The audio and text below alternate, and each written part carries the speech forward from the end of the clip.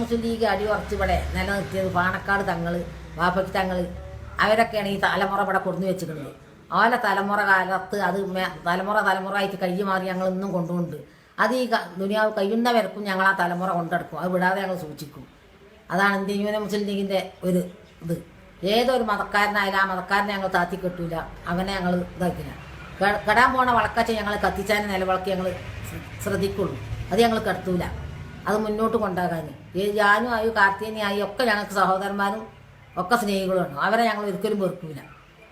ഇത് ഞങ്ങൾക്ക് ഓലത വിൽക്കുക. അത് ഞങ്ങൾ കൂട്ടായ്മയിൽ ഞങ്ങളെല്ലാവരും ഒന്നാണ്, ഒറ്റക്കെട്ടായി ജീവിക്കും എല്ലാവരും ഈ നാട്ടിൽ. അതുകൊണ്ട് എല്ലാവരും അത് അന്നാൻ്റെ കാര്യം അന്നാ ഒക്കെ നോക്കിയിട്ട് വോട്ട് ചെയ്ത് ജയിപ്പിക്കേണ്ടത് ആരെയാണ്? ഇന്ത്യൻ മുസ്ലിം ലീഗിൽ അടിയുറച്ചുങ്ങൾ ആലോചിക്ക് വോട്ട് ചെയ്ത് ജയിപ്പിക്കുക. അതാണ് ഞങ്ങൾക്ക് പറയാനുള്ളത്. ഇതിൻ്റെ തലമുറ തങ്ങന്മാരായിട്ടുള്ള റുസുവിൻ്റെ അവിടെ നിന്നിട്ടുള്ള തലമുറക്കാരാണ് ഇതിൻ്റെ തറക്കല്ലിട്ട് വെച്ചിട്ടുണ്ട്. ആ തറക്കല്ല് ഞങ്ങൾ മരണം വരക്കും ഞങ്ങളത് വിടൂല.